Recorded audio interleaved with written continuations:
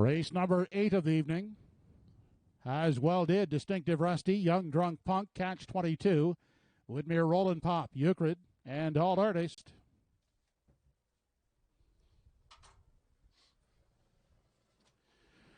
They're off and pacing with Distinctive Rusty first off the wings of the gate to grab the early lead, followed out at the rail by Well Did. Up on the outside, Euclid driving third.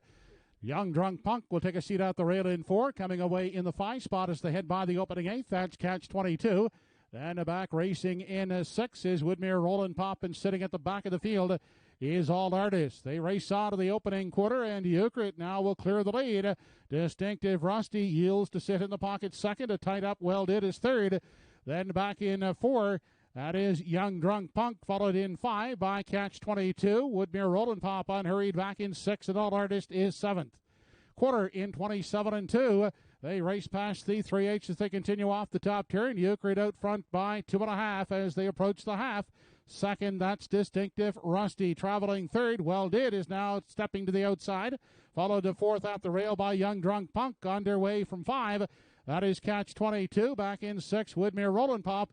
And the 7th one is All Artist.